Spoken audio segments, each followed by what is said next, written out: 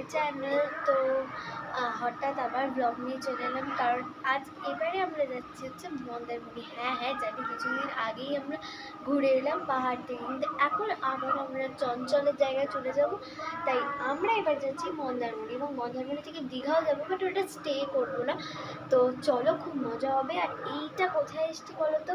এটা তো তোমরা আমার চ্যানেলে দেখেইছো, আমার পিসির বাড়ি। তো আমরা এই পিসির বাড়িতে এসেছি, আমরা সবাই মিলে অনেকেই যাব বাসে করে, মানে মোট 11 জন আমরা যাচ্ছি মন্দারমণিতে। খুব মজা হবে, হবে। তো আজকে রাত্রির থেকে ব্লগটা স্টার্ট হলো, এবং কালকে যাবো, দিয়ে পরের দিন আমরা ফিরে আসবো। শর্ট বাট খুব মজা হবে।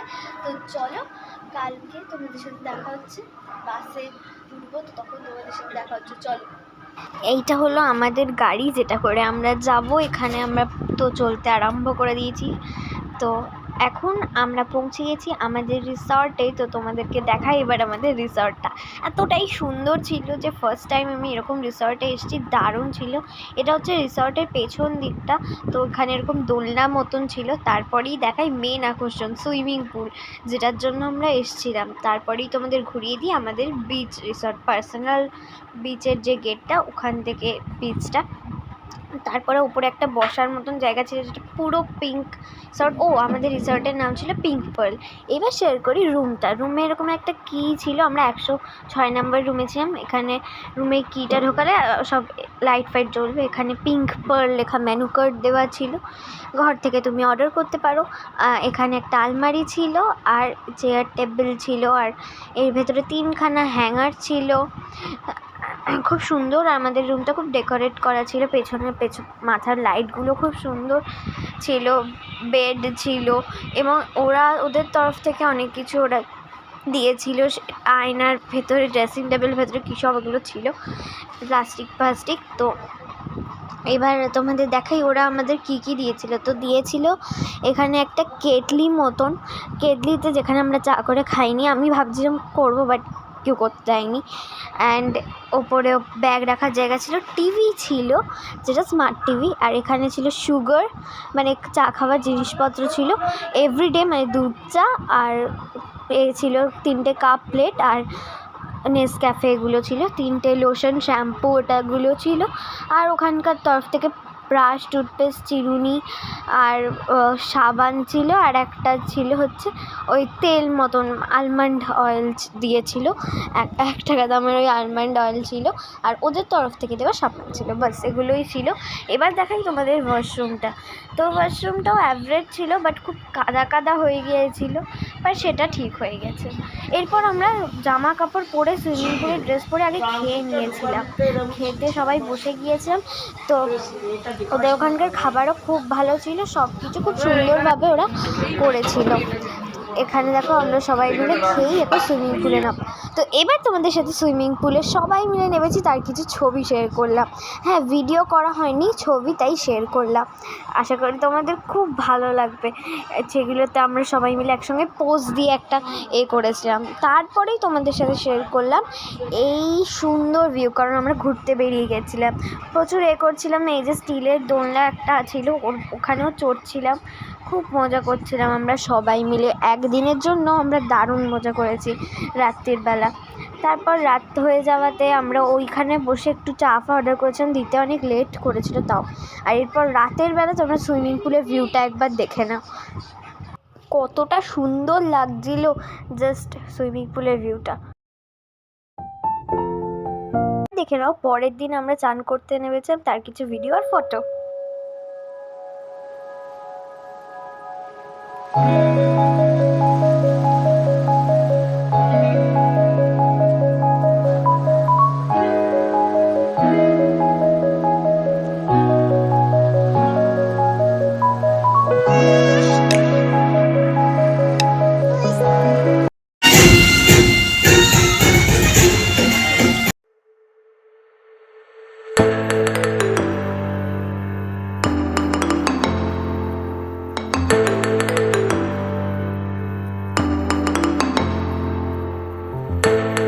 তারপরে আমি একটু দোলনায় দুলছিলাম। হ্যাঁ, ফ্রেশ হয়ে এই ড্রেসটা পরে আমি দোলনায়। হ্যালো গাইস, তো আমি এখন বেরিয়েই যাব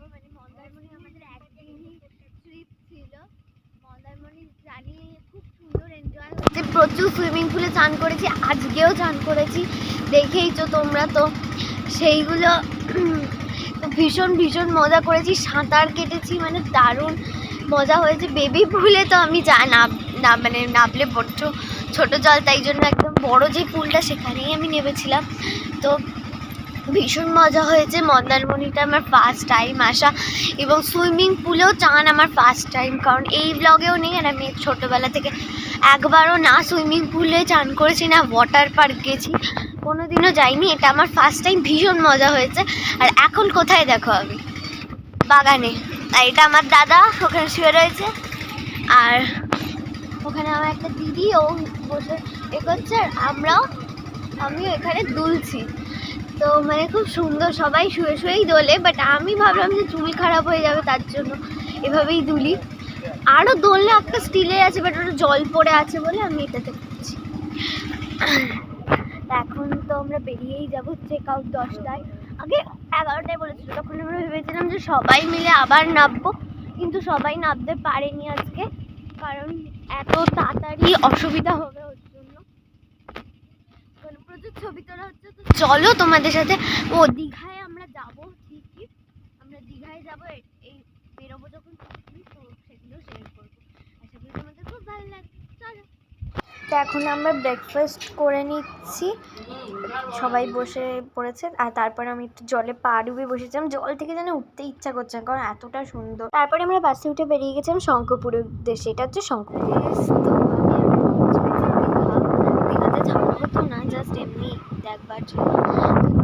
বোল্ডার ফেলা আর সমুদ্রের ঢেউও মানে মোটামুটি চড়ে চড়েই আসছে, তাই জন্য আমার চোখের সামনে দেখেছি দুজনকে, মানে ভিডিও ফোনেও দেখি যে পড়ে যায় চোখের সামনে, দুজনকে দেখলাম দীঘায় পড়ে যায়, এত বোল্ডার ফেলা না, আর সামনে দাঁড়িয়ে আছে। ওয়েদারটা খুবই সুন্দর, এত সুন্দর হাওয়া দিচ্ছে, বৃষ্টি পড়ছে, টিপ টিপ জোরেও পড়ছে না, কিন্তু ভালোও লাগছে। চলো দেখতে থাকো। তারপরে চলে গেছিলাম উদয়পুরে, কিন্তু উদয়পুরে আমরা একটু দাঁড়াতে পাইনি, কারণ এত মাছের গন্ধ আর গরম হচ্ছিল, মানে সব দিক দিয়েই এত ভিড় ছিল, খুব ছিল, তাই জন্য আমরা একদম পরেই আমরা চলে গেছিলাম দীঘায়, যে নিউ জগন্নাথ মন্দিরের ধামটা হয়েছে সেখানে। তো এখানে দেখো জুতো রাখার রাস্তা হয়েছে, কিন্তু আমরা এইতেই রেখে গিয়েছিলাম। এই যে ধামটা তোমাদের সাথে শেয়ার করব, যে কীরকম করে এটাতে যাওয়া যায় বা কী, সব তোমরা দেখতেই পাবে, তোমরা দেখতে থাকো। তো এই দেখো আমরা সবাই এখন হেঁটে হেঁটে ওখানে যাচ্ছি। এখানে চারপাশটা দেখো পুরো একেবারে মানে মাঠ মতন, এখনও আন্ডার কনস্ট্রাকশন, মানে কাজ চলছিল, কিন্তু তাও গেছি, কারণ সবে যেহেতু খুলেছে একবার দেখে নেওয়াই ভালো। আর দীঘায় তো আমরা যাই না, আমরা যাই পুরীতেই, তাই যখন গেছি একবার দেখিয়ে নিই। কিন্তু দীঘায় প্রচণ্ডই ভিড়। তো এবার দেখে নাও কিছু স্ট্যাচু, তারপর ওপরটা কীরকম ছিল সেগুলো সব দেখে নাও। আর দরজাগুলোও কিন্তু বেশ সুন্দর ছিল, রাজমহলের মতো।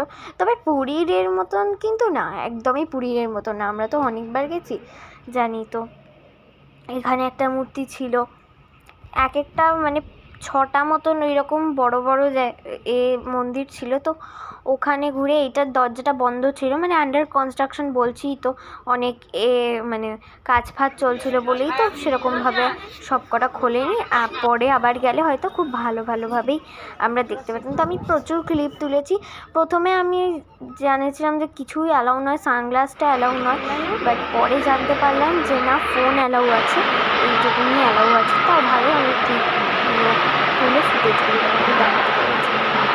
তো এখন আমরা যাচ্ছি তো মেন জগন্নাথের উদ্দেশ্যে, মানে জগন্নাথ দেখতে পেয়েছি। এখান থেকে আমরা আরও সামনে যাবো, কারণ এখানে তো একদম কোনো লাইন ফাইন করায় না, ওই জন্য ভালো করে ফুটেজ নেওয়া যায়। দেখো এক চুল একটু স্টপ করে দেখে নিও জগন্নাথকে, পুরো ভালো প্রপারভাবে তো দেখানো যায়নি। আর এগুলো টুকটাক কয়েকটা মন্দির আছে চারপাশটাতে এইগুলো। আর রাত্রির বেলা না আরও সুন্দর লাগবে, কারণ ওখানে একটা আরতির মতন ব্যবস্থা ছিল, যেখানে মানে সারাক্ষণ আমি জানি তোমাদেরকে দেখিয়েছি কিনা, বাট তাও এখানে সবাই বসেছিল, আমরা একটু সিঁড়িতে বসে পড়েছিলাম, কারণ আমরা হাঁপিয়ে গিয়েছিলাম।